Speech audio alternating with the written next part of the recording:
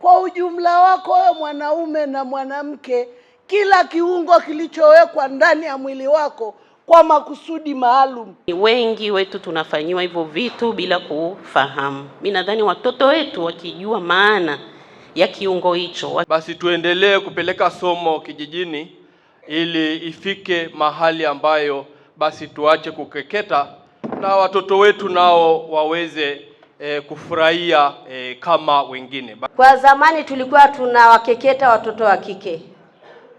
Kwa kweli tulikuwa tunapenda sana watoto wetu wa kike tuwakekete, lakini tumeona watoto wetu tusiwakekete. Mimi natokea jamii ya wafugaji, lazima niwe mkweli. Ila mimi sijafanyiwa hivyo. Mimi niko vizuri. Mbona mmekasirika? Mimi nipo vizuri. Hawajanitoa ile mambo Mwenyezi Mungu amenipa nimekuja nayo, si ndio? Sauti yetu tokomeza ukeketaji. Hii ndio kauli mbiu iliyotumika hii leo katika kongamano na mdahalo kuelekea kilele cha maadhimisho ya kupinga ukeketaji kitaifa yanayotarajiwa kufanyika katika kijiji cha Losiriwa, kata ya Esilale, wilayani Monduli hapa mkoani Arusha. Mgeni rasmi katika kongamano hilo ni afisa maendeleo ya jamii mkuu kutoka Wizara ya Maendeleo ya Jamii, Jinsia, Wanawake na Makundi Maalum, Bi Anna Mhina, ambaye amesema kwamba mila zetu zina thamani, lakini mila yoyote inaodhalilisha au kuumiza na kuhatarisha maisha ya binadamu tunapaswa kuipinga kwa nguvu. Kwa pamoja amewasihi akina mama pamoja na kina baba kuwalinda watoto wao dhidi ya vitendo vya kikatili vikiwemo vitendo vya ukeketaji. Aidha, Bwana Konstantini Rai ambaye ni afisa ustawi wa jamii kwa niaba ya mkurugenzi wa halmashauri ya wilaya Monduli, Bi Happiness Liza, amesema kuwa serikali imejipanga vema kwani hakuna kata ndani ya wilaya Monduli ambayo haina afisa maendeleo ya jamii, na hao ndio wabobezi wa kuelimisha jamii ikiwemo masuala ya kupambana na mila zilizopitwa na wakati. Akizungumza kwa niaba ya watoto wa kike ambao pia ni wanafunzi waliohudhuria katika kongamano na mdahalo huo, Serolina Franki kutoka shule ya sekondari ya Inoti, wakati wa kuchangia mada, ameomba mashirika yasiyo ya kiserikali yani NGOs yaweze kuwa na uhusiano kwa wanafunzi pamoja na jamii nzima na kuanzisha kampeni mbalimbali mashuleni ya kupinga ukeketaji kwa watoto wa kike. Bi Supat Losieku ambaye ni ngariba akizungumza kwa niaba ya mangariba wote wilayani Monduli, amesema kuwa wao kama mangariba ukeketaji ilikuwa ni njia yao ya kuingizia kipato, lakini kwa sasa wameweka nyembe chini na kwa mstari wa mbele kupinga swala hilo la ukeketaji kwa watoto.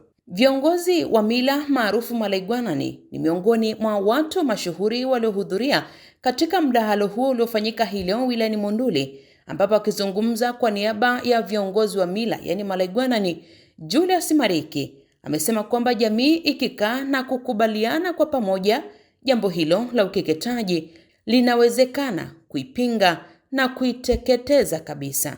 Hii ni Oldonyo Media, habari karibu nawe. Oldonyo Media, habari karibu nawe.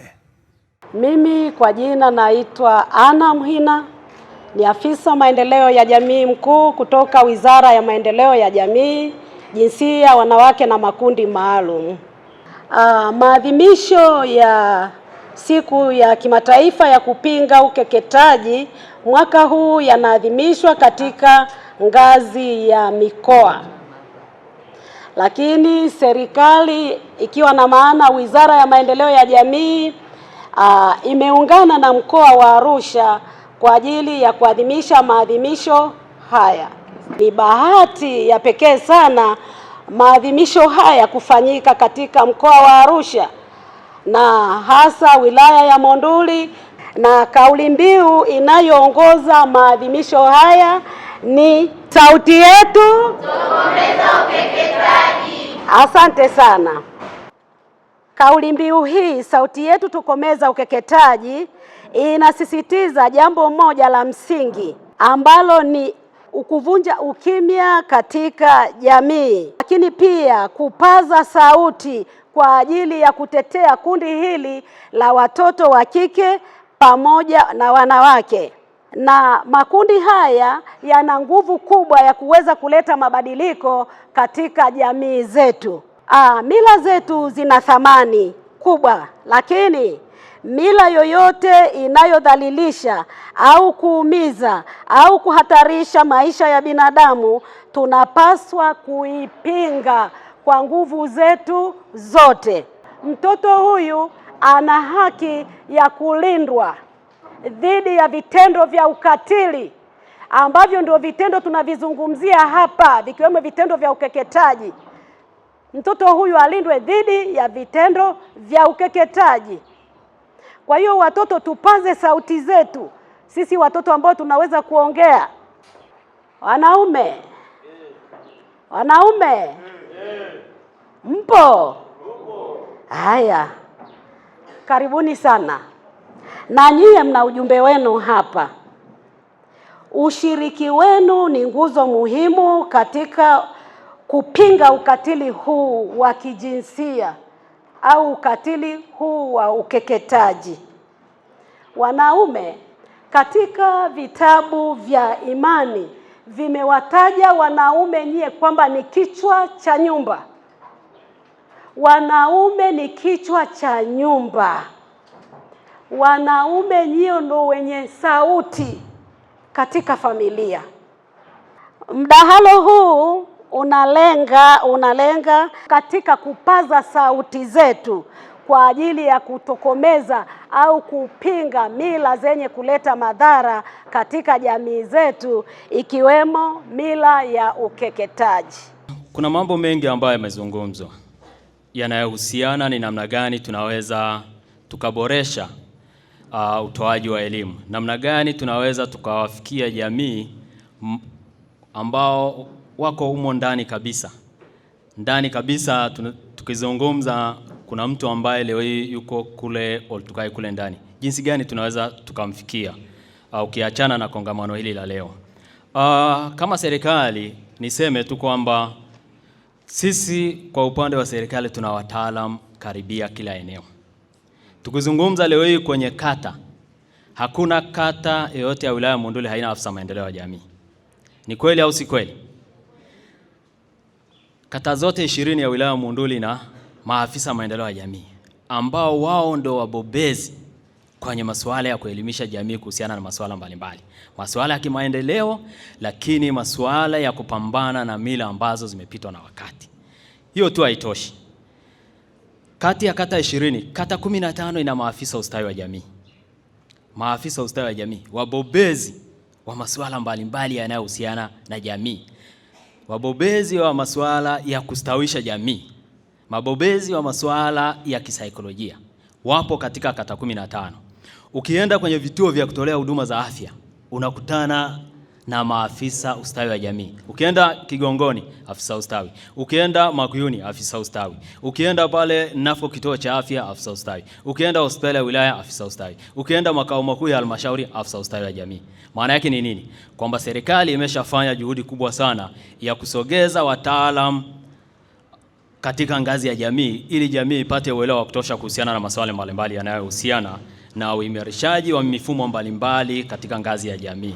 Kwa hiyo serikali imeweka mikakati ya kutosha. Hiyo tu haitoshi. Lakini tunapozungumzia masuala haya ya kutokomeza vitendo vya ukatili ikiwemo ukeketaji, tuna kamati za mtakuwa. Nikisema kamati za mtakuwa ni kamati za ulinzi wa mwanamke na mtoto, kuanzia ngazi ya kijiji, kwa ngazi ya kata, mpaka ngazi ya wilaya kwa levo yetu. Lakini haitoshi tu, ngazi ya mkoa pia na ngazi ya taifa. Lakini sisi tunaishia kwenye ngazi ya wilaya. Kamati hizi zipo katika maeneo yetu na imejumuisha makundi mbalimbali ya kijamii, wataalamu, viongozi kutoka kwenye serikali za vijiji kwenye ngazi ya kata, lakini unaenda watu mashuhuri kutoka kwenye jamii. Kwa hiyo imejumuisha makundi yote katika maeneo yetu. Kwa majina naitwa Senorina Frankie, natokea Ainotis High School. Mimi ni kijana niliyowezeshwa na shirika la DSW. Mchango wangu wa mada ya siku ya leo kuhusiana na ukeketaji kwa watoto wa kike. Mchango wangu ni kwamba vijana hawako comfortable kutoa maoni yao kwa wazazi wao sometimes au kwa jamii nzima. Kwa ushauri wangu kwa mashirika mbalimbali ya kiserikali na sio ya kiserikali, yaweze kuwa na uhusiano kati ya wanafunzi pamoja na jamii nzima. Kwa mfano, kuanzishwa kwa kampeni mbalimbali mashuleni inawasaidia watoto kuwa comfortable, kwa sababu hata na mimi pia nimetokea huko, na kuwa na nyumba salama kwa ajili ya vijana pale wanapofanyiwa vitendo vya ukatili, wanaweza kwenda pale na kutoa maoni yao mbalimbali. Na kingine ni kufanya matamasha mbalimbali ili kuweza kuwafikia wale wazazi wengine wanaokuwepo kwenye mila kama hizo, wanazoamini mila potofu kama hivyo, wanaweza wakafikiwa kwa urahisi na kutoa elimu. Kwa jina naitwa Esupat Losioku kutoka Monduli Juu. Sisi ndio wale ambayo tunapinga dhidi ya ukeketaji wa wasichana, na sisi ndio Mangariba. Kwa zamani tulikuwa tunawakeketa watoto wa kike. Kwa kweli tulikuwa tunapenda sana watoto wetu wa kike tuwakekete. Sana sana ni wale wa kike. Kwa tumewakeketa, lakini Mungu wetu akaja kutuingilia na malaika, tukaja kupata unafuu. Wadau wetu wakatuelekeza, wakatuletea semina. Wale wadau wetu tukaja kuwasikiliza, tukaona kweli tulikuwa tunafanya vibaya. Maana kwanza tulikuwa tunawakatiza watoto wetu wa kike ndoto zao kufikisha shuleni. Maana wakirudi mashuleni tunawakeketa. Baada ya kukeketwa mtoto wa kike anaelekea kwa bwana, anaenda kupata mimba za utotoni. Unamkuta mtoto ameanza kusinzia, unamkuta mtoto mdogo ameanza kuwa mkoko, mbibi. Lakini tumeona watoto wetu tusiwakekete. Lakini hapo tulikuwa tunapata kipato kidogo. Maana ukimkeketa mtoto wa kike unaweza kupata kile kachakula kidogo, kaposho unapewa, kaela kidogo unapewa, kanyama ile ambayo ukimkeketa unapewa ile nyama ambayo anachinjiwa unapewa. Sasa sisi ndio Mangariba tukaona tunapata kaposho kidogo. Lakini kwa leo tumekuja kuwapata wadau wetu waliotuongoza, waliotupa semina. Hatutaki kuwanyanyasa watoto wetu wa kike. Tunapiga kampeni vijijini, hatutaki tena kunyanyaswa.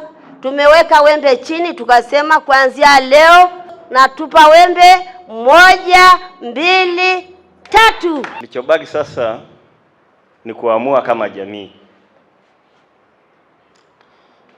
Ingewezekana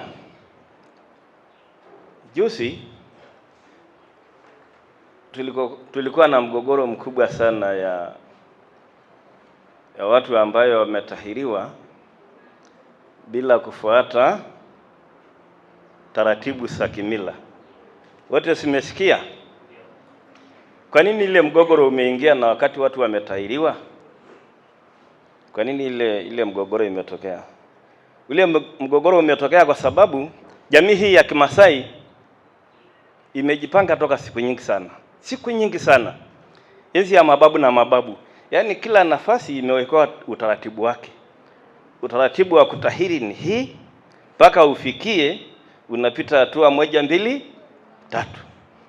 Sasa wale wenzetu walichofanya, wametahiri tu bila kufuata zile taratibu, ikaleta shida.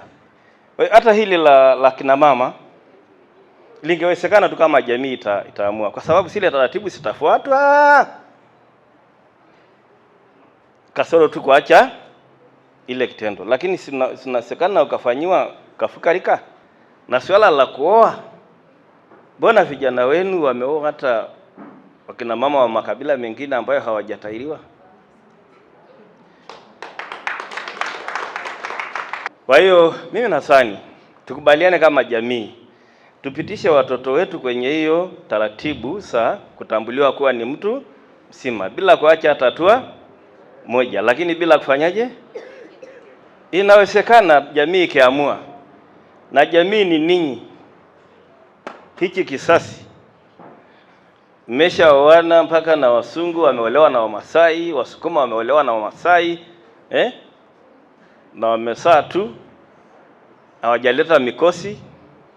Kwa hiyo kama ni zile taratibu zilizopo kwenye mila ambayo imetamkwa na mababu zetu, tuwapitishe watoto wetu, alafu mwisho wa siku tuwaone kwamba wamefikia hali ya kuwa utu nzima.